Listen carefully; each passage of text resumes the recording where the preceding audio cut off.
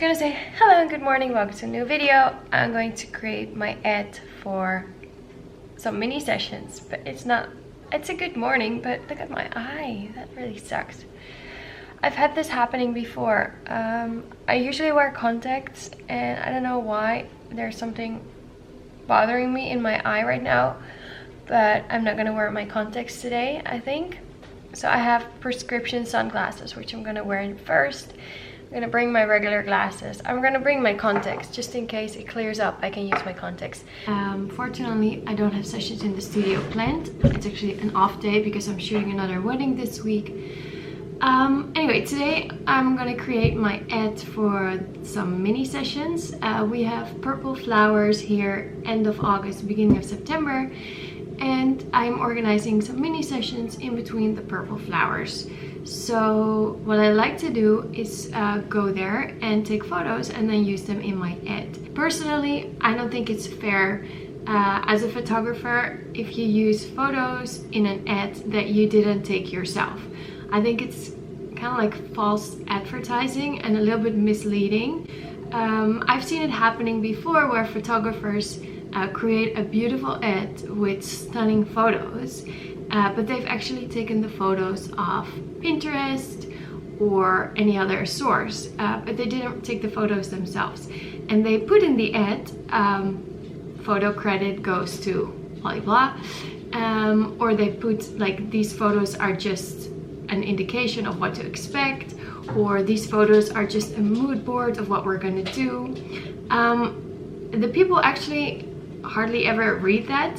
They look at the photos in the ad, they look at the date, the time slots which are still available, the price, maybe even how many digital files they get, and that's it.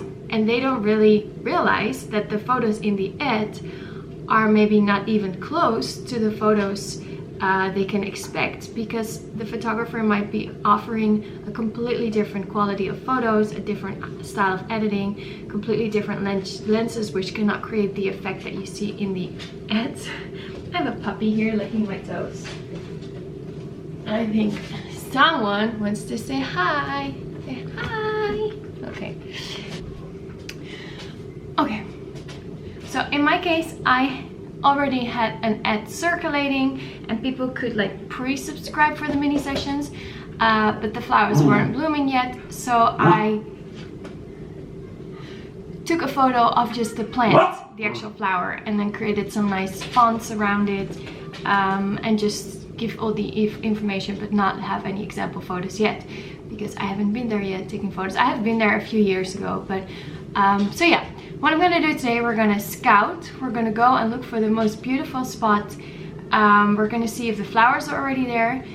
And I'm bringing some models today. Sometimes I could just ask on my Facebook page if anyone is interested to be a model. But today I'm just using my own kids and the puppy and the husband and maybe even myself. So yeah, I've dressed up the kids a little bit. I'm gonna bring my giant beast, my new prime lens, 105mm. By Sigma Art, and we're just gonna shoot some fun photos, and then I'm gonna put them in my ad. So my husband's gonna bring the drone and he's just gonna film a little bit behind the scenes. We're just gonna go to the studio to pick up a beautiful little bench, which is also going to be available to be used during the mini sessions. So the photos in the ad are an accurate representation of what to expect, and people will not be looking at completely different photos while booking the mini session and then receiving something that doesn't even look remotely like the photos in the ad. They will be quite similar. So let's go. Of course, I mean, if it's sunny today or cloudy today and during the actual mini sessions it's the other way around, the photos will still look a little bit different, but you know, the style of taking the photo, the lens that we use, the props that we use, the actual location, and the editing style will be similar, so the photos will still look pretty similar.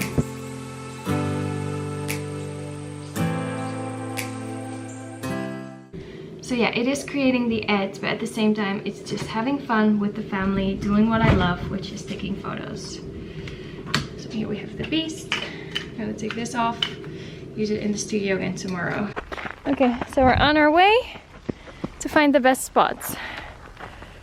We still have to enter the nature area. This is just the way over there. Okay, so we're just walking to the area where we're gonna take the photos, and we're looking for the best spot. And these are my cool prescription sunglasses. Where's the puppy?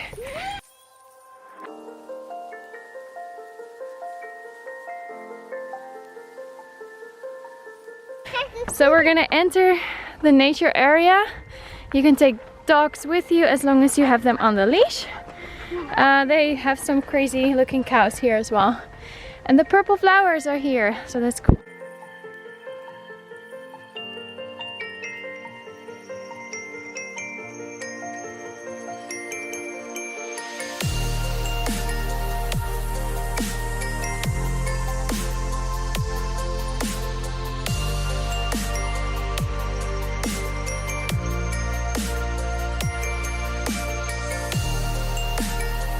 Here we are, we found some shade. There's a big tree there. I'm gonna try and take some photos.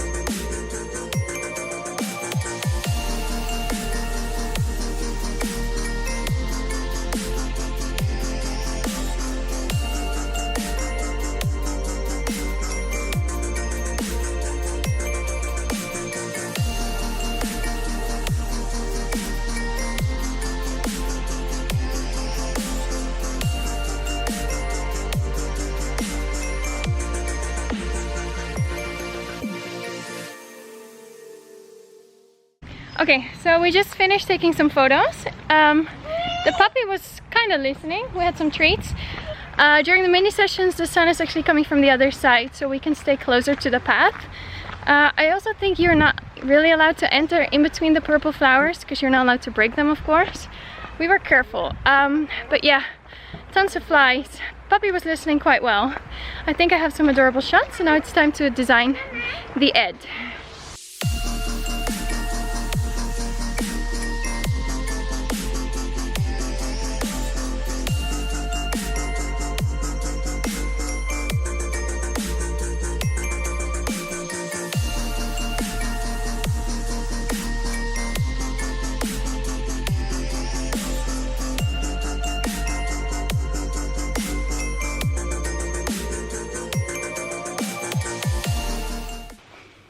Okay, so it's the day after the shoot and my eye is completely fine again, as you can see. We went after shooting in between the purple flowers. We went to my mom's house and she had some eye drops for me and they worked really well. So she gave me a few for maybe in the future. So my eye feels great. I'm wearing my contacts again. So yeah, shooting with prescription sunglasses is not the best, because sometimes it's really hard to judge when you're wearing sunglasses if your exposure is right. So we got home yesterday and I still had to edit 2 newborn sessions, but in between I was kind of already checking out the photos and they turned out really not great. It was a little bit hard to get photos of the puppy looking at me because of course she was outside, there was so much to see. We did bring some treats. She listens a little bit better now, but she's still only 12 weeks. So I do have some photos of her alone. I have some photos of the kids with the puppy. I have some photos of the kids individually and of the kids together.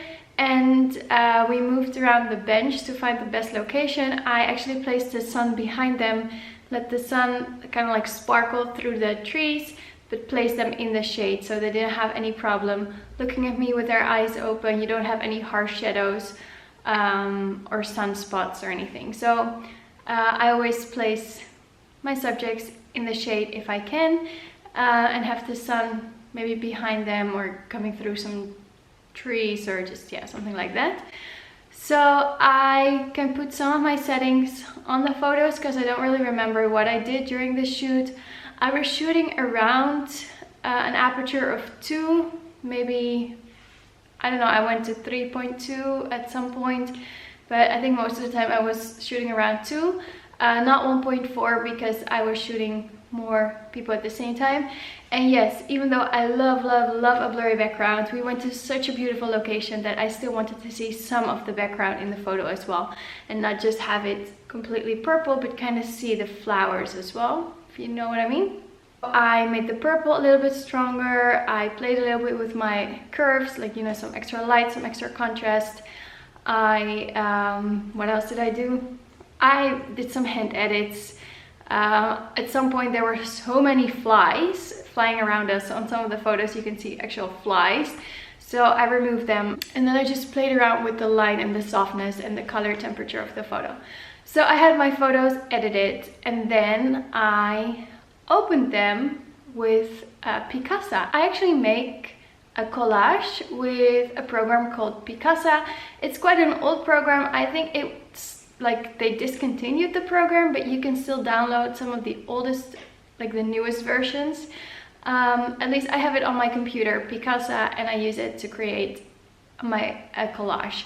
So even if I do make like a collage for like a Facebook cover, or I don't know, sometimes when I share photos of a cake smash, I will create a little collage and then share them on my webpage or on Facebook, and I make them in Picasa. You can play with the dimensions, and then you can move around photos until you like it. After making the collage, I opened it in Photoshop, and I just pasted my collage on the ad that I usually use. I downloaded some fonts off the internet, some free fonts. In the bottom I placed the time, the location, well, the time, the date, no, actually I didn't.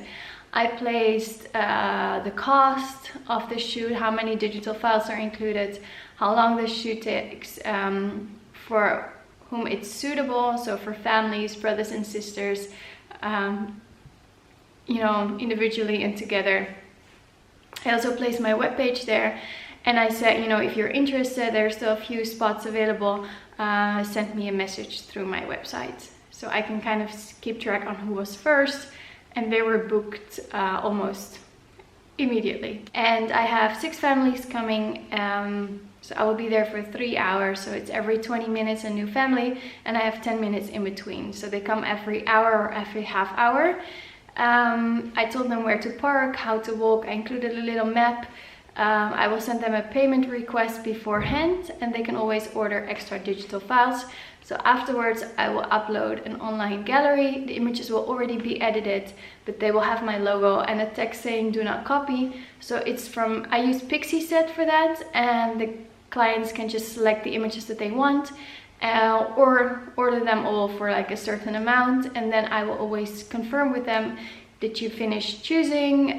Is it correct that, for example, you selected 6 images, so 3 extra, you can transfer the amount here and here, and then as soon as I receive the money, they receive their images, and I actually send them at this moment through WeTransfer. So yeah, when you're creating ads for mini sessions, please don't steal photos from other photographers, because it is theft.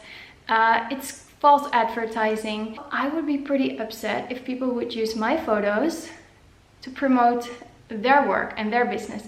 They're my photos. You're not allowed to use them. Go out, be creative, create your own images, create your own editing style, get your own props. Work for what you want to achieve. If you want to be a great photographer, creating beautiful images for your clients, do a model call, build up your portfolio, go places, try out things, buy great lenses, and create your own work. So anyway, I really hope you enjoyed this video. Thank you so much for watching, and then I would love to read in the comments which mini sessions you're gonna do this year. I will probably do some autumn sessions and then Christmas. So yeah, let me know. Bye bye.